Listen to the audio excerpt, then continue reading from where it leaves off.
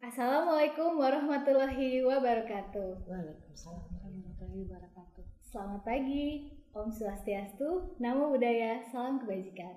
Senang sekali nih rasanya saya pagi hari ini bisa menyapa Sobat Adi semua yang pastinya saya ditemani oleh dua narasumber luar biasa untuk membahas tentang program P2 HIV.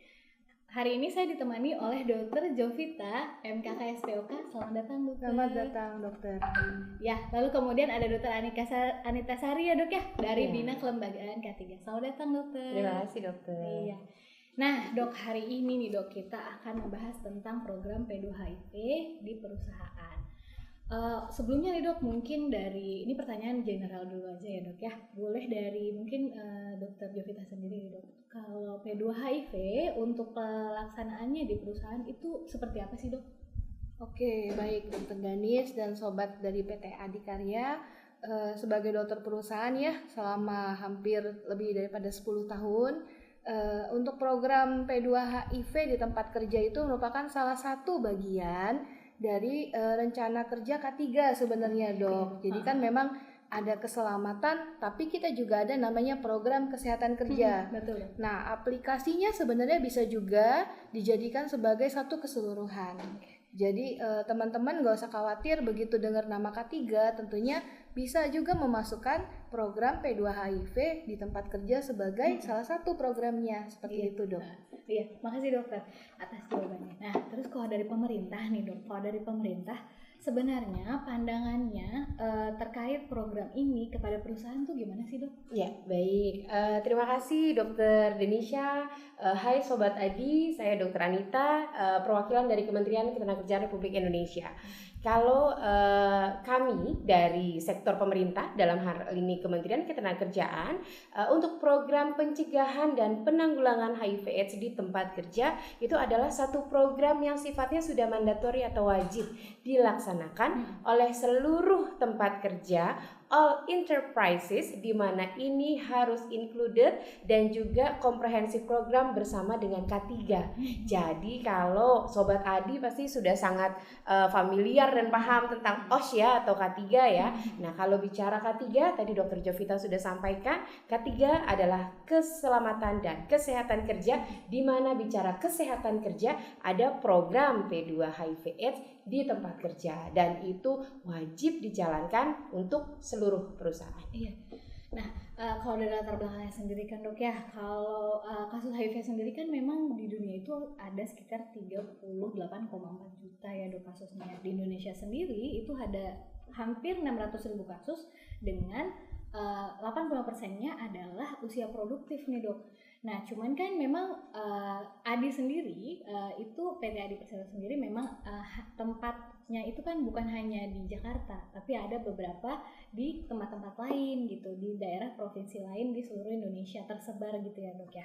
Nah, sebagai dokter perusahaan nih, Dok, bagaimana kiat-kiatnya nih, Dok, untuk meyakinkan perusahaan kalau ini tuh harus dijalankan oleh semua pihak gitu, Dok, program ini gitu. Oke, mungkin ya pertanyaannya baik sekali ya, Dokter Danisha ya, karena untuk bisa berjalannya satu program itu tentunya tidak cuma hanya peran dari si HSE officer, tidak hanya peran dari para medis atau dokter di site, di tempat kerja ya, di unit kerja. Peranannya itu harus seluruh perusahaan. Jadi untuk dapat satu program K3 berjalan, dalam hal ini P2 HIV/AIDS di tempat kerja, tentunya harus ada langkah-langkah ya. Semuanya harus merasa memiliki program. Nah, satu hal kalau memang sudah semuanya mendapatkan pemahaman yang sama bahwa kesehatan pekerja ini akan meningkatkan produktivitas pekerja, bahwa pekerja ini adalah aset buat perusahaan. Kalau misalnya pandangannya sudah sama, maka semestinya program terkait kesehatan kerja termasuk P2 HIV/AIDS di tempat kerja sebenarnya tidak sulit untuk dilakukan.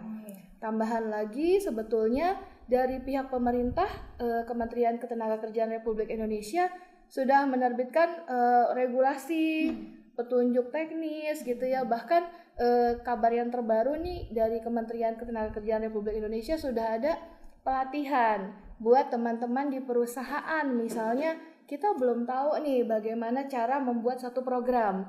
Nah, ini sudah ada pelatihan khusus yang didesain untuk teman-teman di tempat kerja. Step-stepnya akan seperti apa, dan ini pun menariknya ya dok, bisa dilakukan di meja ini dok.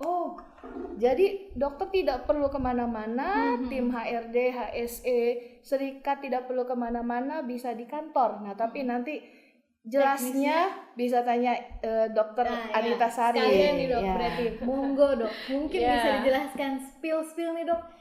Gimana dok maksudnya? Jadi bisa dikerjain di kantor tuh pelatihannya seperti apa gimana, ya? Iya, Baik, gimana?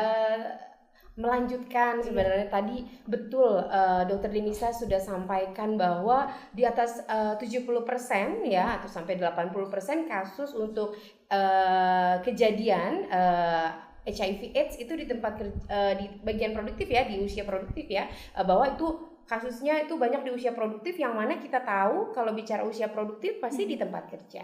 Sehingga tempat kerja itu adalah wilayah yang sangat strategis dalam penerapan program-program P2 HIV/AIDS di tempat kerja.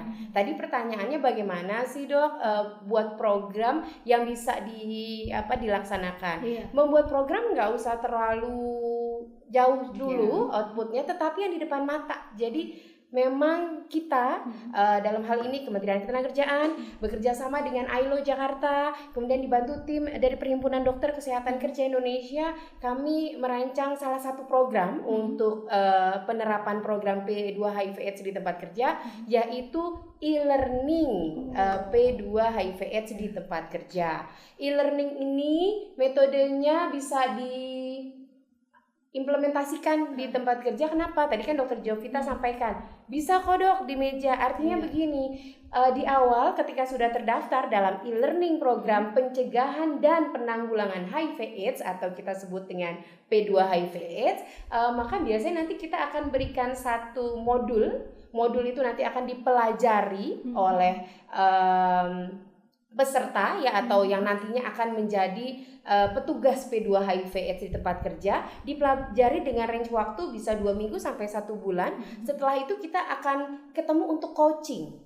Jadi bicara mempelajari 2 minggu sampai 1 bulan, belajar itu kan bisa saat istirahat bekerja, membaca, dipahami, sambil melihat apa sih yang mau didiskusikan nanti sama coachnya pada saat coaching. Kemudian setelah coaching akan ada tugas yang dibuat dan disusun. Setelah itu maka para petugas P2 HIV ini akan membuat program, dan programnya itu langsung diimplementasikan di tempat mereka bekerja. Jadi sangat implementatif dan bisa digapai oleh seluruh tempat kerja. Berarti sebenarnya nggak ada hambatan kalau jarak ya dok ya. Jadi maksudnya dari seluruh Indonesia pun sobat-sobat Adi itu bisa untuk bisa menjalankan program ini, karena dari pemerintah sendiri udah ada fasilitasnya yang mempermudah supaya meskipun mungkin tugasnya nih sobat tadi ada yang di IKN, ada yang di Sumatera, ada yang di pulau lain, di pulau. Nah itu tuh sebenarnya bisa. Yang penting adalah kemauan sendiri ya untuk menjalankan ini di unit kerja masing-masing dari teman-teman semua. Nah terus nih dok, kan sebenarnya agak sulit ya, mungkin karena stigma ya dok ya. Jadi sebenarnya dok, bagaimana sih dok sebagai dokter perusahaan memposisikannya gitu, dokter Jovita ya, kita tuh untuk kerahasiaan medisnya gitu, karena beberapa banyak yang concern, nanti kalau saya tes ketahuan nanti saya dipecat. Nah dari pemerintah kan pasti ada regulasinya juga ya dok ya, untuk melindungi hak-hak pekerja gitu ya.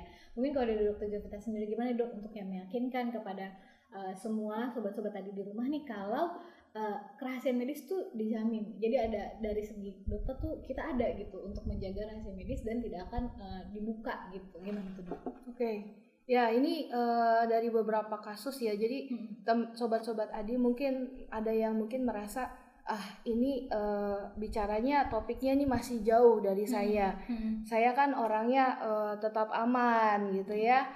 Saya mungkin jauh lah dari hal-hal yang mungkin tertular. Tapi Sobat Adi, dari kami sebagai dokter perusahaan, ternyata hal terkait infeksi HIV itu sudah lebih dekat dari apa yang kita pikirkan. Jadi beberapa kali saya menemukan kasus positif di tempat kerja, pekerja masih aktif, posisinya memang kita tidak bisa menilai orang dari apa yang kita lihat secara kasat mata, maksudnya secara pandangan apa yang kita lihat bertemu sehari-hari. Kita pikir orangnya kerja sebelah kita nih gitu ya, oh dia orangnya seperti ini, tapi ternyata tidak selalu seperti itu. Saya menemukan kasus pekerja yang positif yang tidak pernah saya duga ternyata mempunyai hal lain selain di tempat kerja. Nah, terkait kerahasiaan tentunya menarik bahwa nanti dalam program pelatihan fasilitator yang dilakukan oleh Kemenaker Republik Indonesia itu pun ada membahas terkait kasus-kasus dan bagaimana melakukan pengelolaan kasus. Tapi memang kalau Bapak Ibu Sobat Adi datangnya ke tenaga medis terkait kerahasiaan medis itu memang sudah menjadi satu hal yang absolut buat kami tenaga medis untuk kami jaga, seperti itu sih dok. Ya, kalau tadi dok dari pemerintah nih dok, ini gimana dok masalah stigma yang melekat gitu dok? Apakah kira-kira nih kalau saya mau bikin di tempat kerja saya ini kerjasamanya masih apa gitu? Mulainya tuh gimana dulu sih dok? Ya baik, jadi kalau kita bicara program pencegahan dan penanggulangan HIV/AIDS dimulai dari membuat komitmen dari tempat kerja. Komitmen itu harus dibuat oleh perusahaan, diketahui oleh pekerja, ya. Dan komitmen ini merupakan langkah awal pembuatan atau penyusunan program. Kenapa? Cerita yang tadi. Apabila suatu perusahaan itu dia telah membuat suatu komitmen bahwa mereka tidak akan melakukan stigma dan diskriminasi kepada ODIF atau orang dengan HIV. Kemudian perusahaan tersebut melaksanakan VCT at Workplace atau Voluntary Counseling and Testing, jadi pemeriksaan HIV/AIDS di tempat kerja. Setelah dilakukan pemeriksaan HIV/AIDS di tempat kerja, hasil dari VCT-nya akan diketahui oleh si pekerjanya saja, karena ini adalah rekam medis, artinya ini confidence ya. Nah, kemudian pekerja punya hak tidak membuka statusnya, ya. Tetapi perusahaan mempunyai komitmen bahwa walaupun Anda membuka status Anda, either ada yang positif, Anda tetap mendapatkan hak yang sama dengan tenaga kerja lainnya. Kemudian Anda tidak akan mempengaruhi ini, jadi tidak mendapatkan promosi, tidak. Anda tetap mendapatkan kesempatan untuk mendapatkan promosi, Anda mendapatkan pelayanan kesehatan yang sama dengan pekerja lain, dan itu harus dibuktikan dengan kebijakan yang tertulis, disosialisasikan dan diimplementasikan. Sehingga ketika setelah pemeriksaan ada pekerja yang ternyata positif, dia akan dengan nyaman membuka statusnya ke orang yang dia percaya di tempat kerja. Bagaimana dia bisa percaya?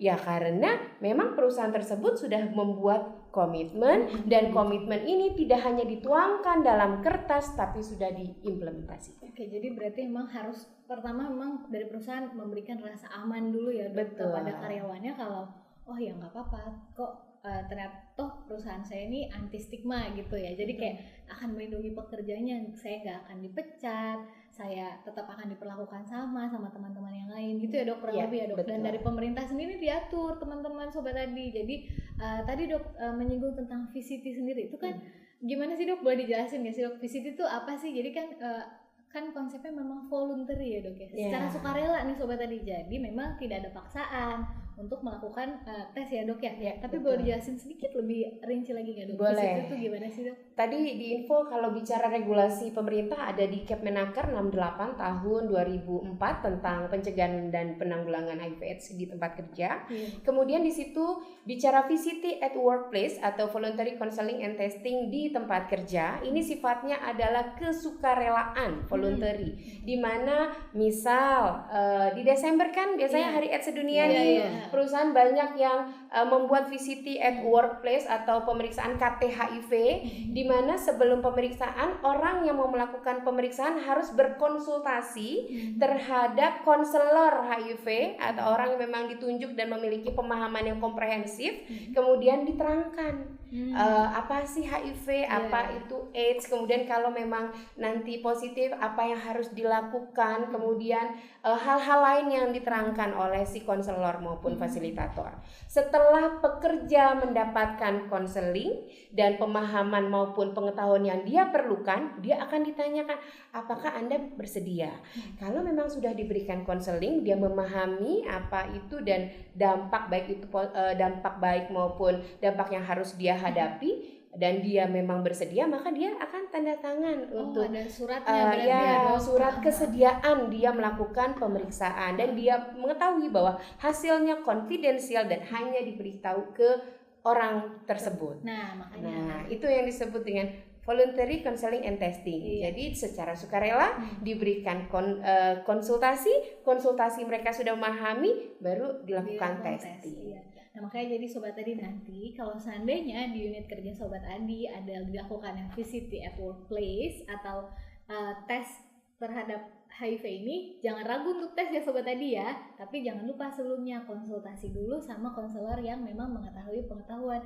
Jangan dicari lewat HP ya teman-teman, karena nanti takutnya ada misinformasi, teman-teman nanti malah jadi ragu ya Dok ya. Betul. Nah terus Dok, kalau dari dokter perusahaan nih, kiat-kiatnya gimana sih Dok untuk edukasi yang sekiranya ini tuh mungkin ya ada di teman-teman yang berpikir saya pengen bikin, tapi saya gimana ya cara mengedukasi teman-teman satu unit kerja, karena kan gini Dok, gak semua di site itu adalah nakes, tapi mungkin dia punya kepedulian gitu terhadap budaya K3 gitu ya. Jadi saya pengen implementasikan ini, tapi saya pengen ini mudah, gampang gitu Dok. Kiat-kiatnya gimana Dok untuk edukasinya supaya informasinya tuh nyampe ke teman-teman yang di site Dok?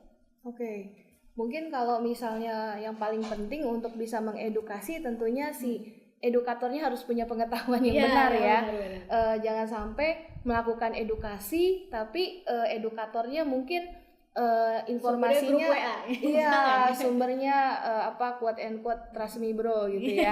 Nah, jadi penting untuk edukator mendapatkan pemahaman, pelatihan dari sumber yang terpercaya. Kalau kita misalnya dari Badan Kesehatan Dunia atau dari Kementerian Kesehatan atau teman-teman sudah ikut di program e-learning gitu ya.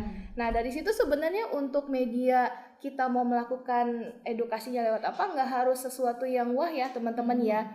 Saya biasa melakukan waktu toolbox meeting. Kalau misalnya pagi kita misalnya ada kumpul gitu ya, biasa kan ada toolbox meeting berapa menit gitu ya. Itu bisa teman-teman cuman menyampaikan materi, misalnya minggu ini saya menyampaikan tentang HIV adalah apa, penyakitnya adalah apa, dan penularannya lewat apa, tipsnya apa. Terus misalnya 5 tips untuk pencegahan HIV AIDS. Nah, ngomongin sama-sama. Itu mungkin di skala yang memang toolbox meeting.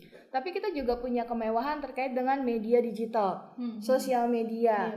Jadi bisa lewat grup chat kita kirim, bisa lewat mail blast kita kirim. Selain itu juga bisa teman-teman, pada saat saya pernah waktu gathering perusahaan, kan biasanya ada rutin kita minta waktu sama manajemen untuk boleh nggak kita lakukan sosialisasi. Mungkin nggak perlu lama sih Dok, lebih ke arah tampilan menarik gitu ya, 10 menit saya rasa sudah lebih dari cukup.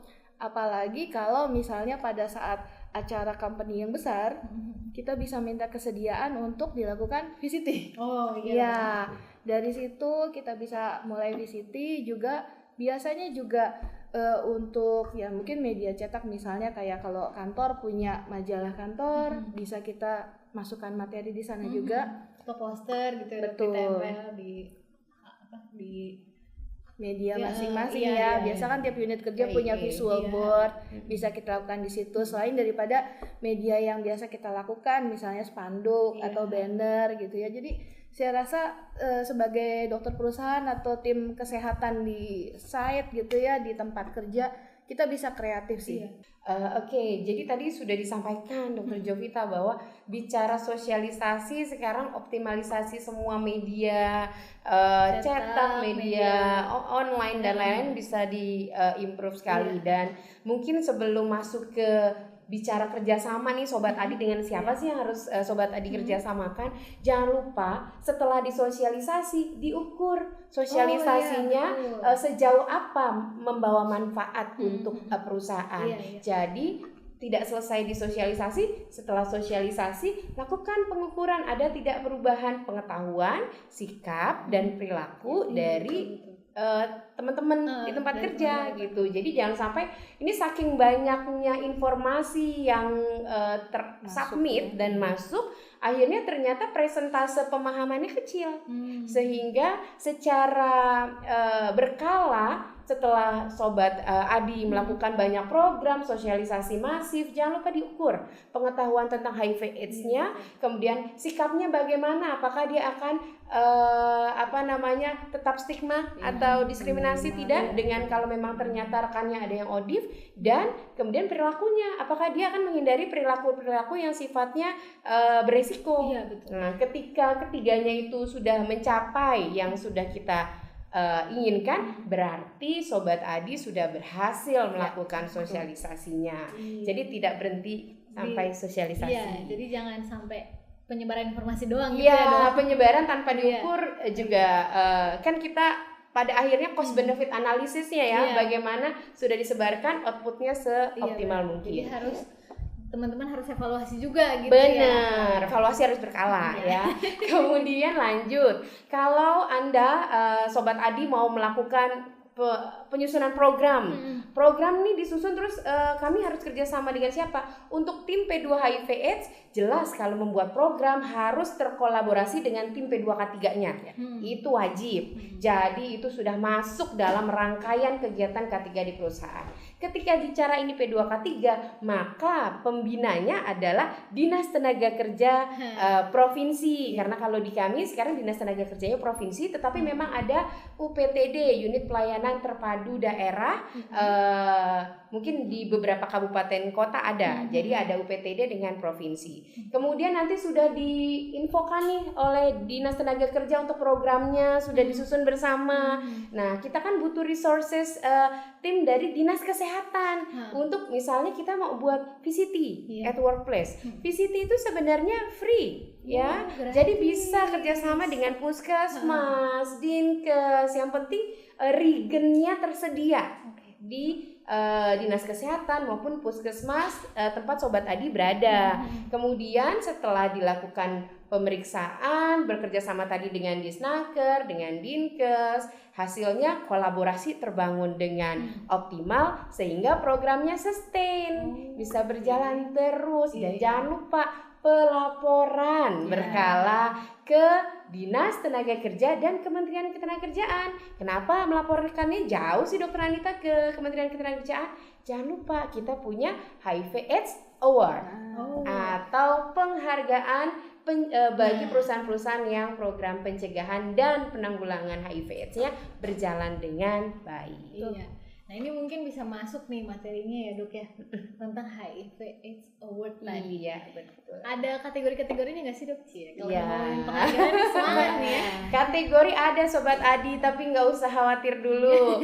Jangan nanti, aduh saya kayaknya nggak yakin nih saya akan terpilih atau tidak nih untuk award. Award untuk HIV/AIDS Award itu ada mulai dari silver, gold, dan platinum. Mulai dari silver nggak apa-apa, pelan-pelan kita step up, nanti naik ke gold, naik ke platinum. Di platinum sekian tahun, misalnya sekitar 2-3 tahun Anda berada di kategori platinum, Anda bisa ikut kegiatan Arrow ya. Arrow jadi perusahaan-perusahaan yang menjadi delegasi dari Indonesia, kemudian nanti akan mendapatkan penghargaan dan akan berpartisipasi dalam kegiatan ASEAN.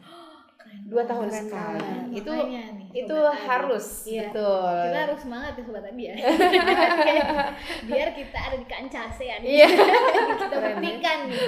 Adi bisa. Oke, jadi pokoknya teman-teman semua di site harus semangat. Siapa tahu nanti bisa jalan-jalan ke Thailand. Iya, betul-betul. Tahun depan ya. Kita kan nggak tahu. Kita belum. Pokoknya optimis aja dulu. Saya mau tanya, misalnya Dok, kan ini ada peer educator ya Dok. Ada nggak sih Dok jumlah yang ideal? Misalnya karyawan sekian, paling nggak butuh sekian nih peer educator gitu, ada nggak Dok? Sebenarnya kalau dari pemahaman saya ya sejauh ini ya, memang jumlah yang ideal itu saya belum bertemu ya standarnya Dokter Anita Sari ya. Tapi kalau kita memikirkan kalau rasio lah ya, kita misalnya konsultasi tentunya harus bandingan juga.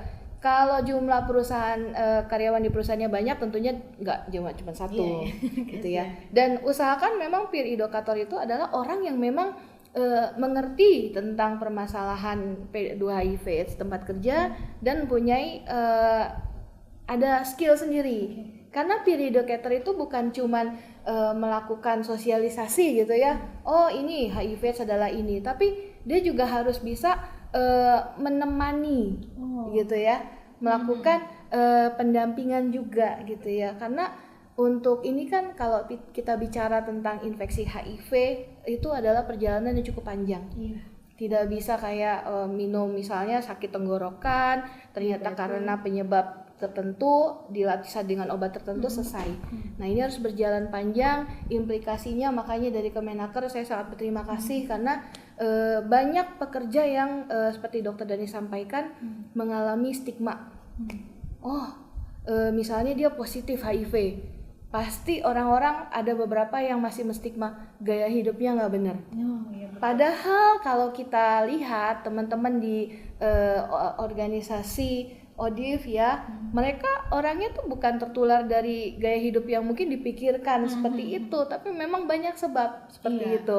Nah, terus juga diskriminasi yang Dokter Anita Sari sampaikan di awal-awal, ada orang yang memang potensinya bagus ya. Kalau ada 3 kandidat gitu ya, itu dia tuh sama head to headnya. Tapi karena memang dia open status dia bahwa dia adalah ODIF, itu menjadi satu hal yang dipertimbangkan sehingga diskriminasi mungkin saja terjadi gitu. Nah ini yang memang hal yang penting untuk peer educator juga mengerti dinamika yang ada di perusahaan itu gitu. Jadi idealnya jumlahnya yang penting kalau saya rasa cukup, tapi mungkin 1 kalau perusahaannya memang tidak sepanjang ini standar minimal ada dulu lah gitu ya. Jadi kalau sobat Adi wah susah ya misalnya searching gitu ya, lihat-lihat di internet peer educator standarnya wah kok tinggi banget nih persyaratannya, tapi cukup orang yang mengerti dinamika perusahaan, punya pengetahuan tentang P2HIV tempat kerja, saya rasa 1 pun sudah cukup. Yang penting ada dulu sobat Adi ya. Betul. Dan ini juga pilihan atau. Jadi opsi sangat terbuka. Mungkin belum ada peer educator, bisa. Anda cukup petugas K3 HIV/AIDS yang seperti nanti setelah e-learning. Jadi sebenarnya perhitungan kalau ditanya, Dokter Anita kok nggak ada sih standarnya perhitungannya? Karena ini sangat aplikatif kalau minimal 1 saja untuk setiap perusahaan. Kemudian dia akan dibantu tim pelayanan kesehatan kerjanya, ada tim dokternya, ada tim nurse-nya dan lain-lain. Itu juga akan jadi semakin besar. Tapi minimal ada 1. Sama ini juga Dok, pertanyaannya mungkin teman-teman sobat tadi juga mikirkan di site itu nggak semuanya nakes Dok. Apakah pelatihan ini harus nakes Dok? Nah seru ya. Jadi memang tidak semua ada nakes ya di unit-unit apalagi kalau misalnya unit-unitnya ternyata site-nya jauh, terpencil dan lain-lain. Jadi kalau kemarin pada saat e-learning ini memang kami mintanya adalah 1 ada tim nakesnya, kemudian yang kedua ada tim perwakilan dari perusahaannya dan juga tim K3-nya ya, tim K3-nya. Tetapi apabila kenapa kalau sekarang memang masih difokuskan ke nakes untuk yang petugas P2HIV/AIDS di tempat kerja, karena dia harus punya dasar nakesnya, pengetahuannya. Tetapi bisa juga Anda misalnya ternyata ini unitnya cukup tidak terlalu, ada unit yang cukup dekat. Kemudian ternyata di sini punya tim P2HIV, itu bisa Anda melakukan collab program bareng, kolaborasi gitu. Jadi bisa kolaborasi, bukan berarti karena nggak ada nakes nggak bisa ada berkecil hati dulu, bisa collab dengan yang terdekat. Jadi udah gampang lagi sobat tadi, jadi nggak ada hambatan lagi sih ke depannya, harapannya ya untuk yang desain untuk bisa melakukan program implementasi P2HIV ini. Ada lagi mungkin yang mau disampaikan? Di poin 11 setelah itu ini kalau dari saya sih sudah 11 indikator nanti dipelajari. sudah diberikan modal dasar ya oleh tim ADI pusat, yaitu modal dasarnya apa? Kebijakan, bersosialisasi, kemudian jangan lupa ikut e-learning. Itu saja sudah banyak poin yang dikumpulkan ya, Dr. Cuy ya. Sebenarnya dengan ikut e-learning juga ya dok, saya dapat poin yang tadi 4 itu. Teman-teman sebenarnya nanti selesai e-learning juga sudah dapat dokumen-dokumen yang dibutuhkan untuk itu yang karena waktu teman-teman ikut e-learning, teman-teman melakukan pembuatan dokumen-dokumen 11 indikator. Jadi udah modalnya udah banyak sebenarnya ya dok ya dari program-program ini. Ya mungkin sih kalau dari saya semoga sih ini udah cukup jelas ya dok. Terima kasih atas waktunya. Terima kasih Dr. Anita. Luar biasa sekali bahasan kita, daging banget nih ya. Isi banget ya, isi banget gitu ya. Saya juga pokoknya saya juga semangat gitu deh. Pokoknya semoga semangat kita hari ini bisa menular nih ke sobat-sobat Adi yang ada di rumah semua yang nonton. Untuk bisa memulai aja dulu gitu ya.